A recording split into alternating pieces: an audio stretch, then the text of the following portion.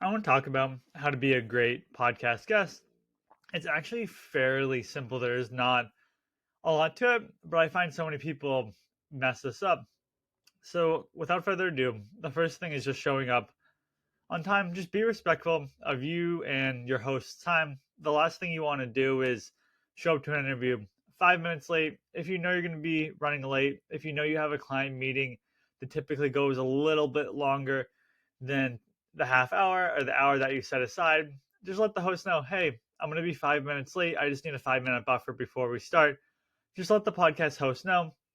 I've had guests as a podcast host myself show up 5 minutes late, show up 10 minutes late, and I'm very busy throughout the course of the day. So it just makes it a little bit tougher on me to make sure I get a good quality interview when typically I'm recording interviews in about 30 to 45-minute increments, depending on the guest, depending on what I have going on.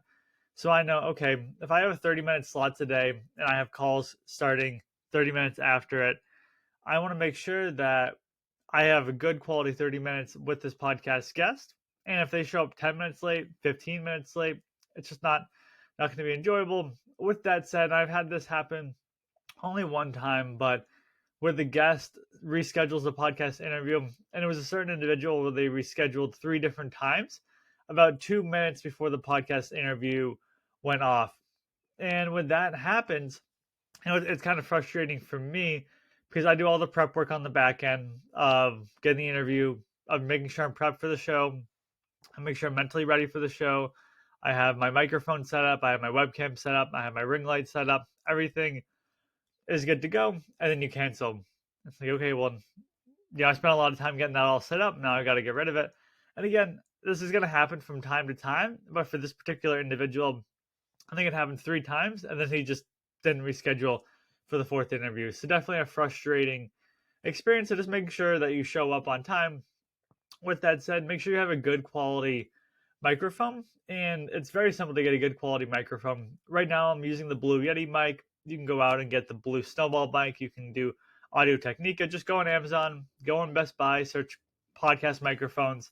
It'll run you about 50 to $100 for a decent quality mic, and just make sure you have a good, decent quality mic. It's really that simple. And with a good quality microphone, it should also be you have a nice backdrop. And what I mean by that is, like, if you're in an office, if there's not tons of people around you, there's things that aren't too distracting when you're on your podcast interviews. For me, I just do it from my office bedroom. I used to have a very nice office bedroom, and then me and my wife, when we had our little daughter, things got changed around. I got put in the guest bedroom, so it's all trying to work out my background. But I know at least I want it to be clean for the most part, make it look nice, professional, and it just really just has to be that simple. I would say, and just a more of a quick tip, if you're using Zoom, you can blur out the background. You can use a custom background when you're doing it through Riverside, and that's how I record my podcast interviews, because I just found I like Riverside over Zoom, is that I can't use a custom background. It's just not a feature that's available at the time. So what you see is what you get. What my background is what my background actually is.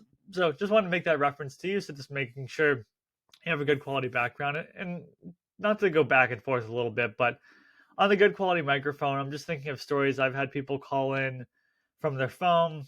I've actually had a guy call in. He was at a drive-through. I had people call in from the middle of their yard with AirPods in, and everything is going to be picked up. If the sound quality is not great, it's just not going to be a good interview. I'm just not going to be able to release the interview. It's as simple as that. It's going to be wasting my time. It's going to be wasting your time, and that's not what we want to see. When you are on the podcast, you want to make sure that you have stories to share. And over time, it'll be a little bit easier for you to figure out what stories you can share, which ones maybe you want to pack away, aren't going to be making that much of an impact. And again, this is going to come over time, but you're also not on the podcast to sell.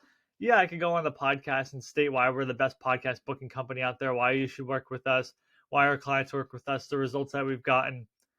But I mean, that's not what I'm there to do. It's not like I'm on like a sales call and someone's asking me for background on my company. Yeah, I'm happy to share that information if a host wants to bring it up.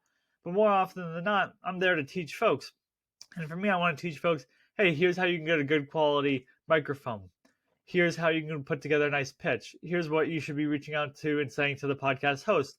here's how you can track your leads within the podcast interview that you do. And it's just simple things like that where I'm just providing helpful content, because I know there are people out there like myself when I first got started where you could go on and I was pitching myself. I didn't have any money.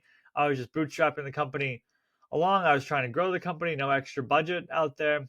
And there are people that are perfectly capable of going out there and reaching out to podcasts. But then where my company would come in is that if someone doesn't have that time, then we could do that for them. And that's really when I'm going on these podcast interviews and being a guest. I'm just trying to be as helpful as I can and allowing the listener to determine, oh yeah, I could do that on my own, or maybe I should hire his company without me explicitly stating why. Again, just trying to provide helpful content.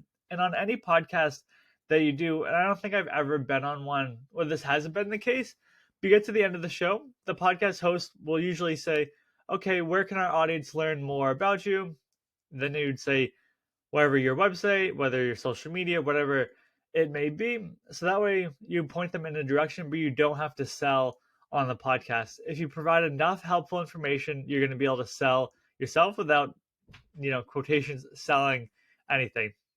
And then after that, the podcast host has gone through a lot of work. Like I mentioned, I prep for the interviews and the podcast host preps for the interviews.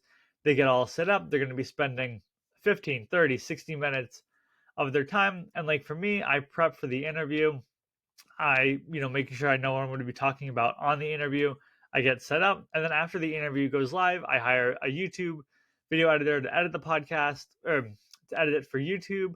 I hire someone to create social media snippets of the interview. So I'm spending not only my time, but a good chunk of change to make sure that it is professionally done. And then if I send the podcast interview off to you and I don't even hear back, I'm not even saying you have to share the social media clips. I like it so I can share it on my company's social media, promote the guest, make us look a little bit more professional, a little more credibility. But if I go through all these extra steps and I send it off to you and I can't get a simple thank you on an email back, it becomes a little discouraging, just because there's so much work that goes into doing a podcast. And again, if you're going to be a guest on a podcast and you're like, oh, I got my own social media content, I'm not going to share with that company, with that host put together for me, that's perfectly fine. But at least just say, oh, thanks, thanks for letting me know that I went live. I really appreciate it. Just something like that is going to be it's very simple, very impactful for the podcast host, and me sending off, hey, your interview has gone live. Crickets, don't hear anything. That's not what I want to hear. But I hope that was helpful for you. It really is not that hard to be a great podcast guest. And I think that checklist is something that you can definitely follow when you're going out there and being a guest on podcasts.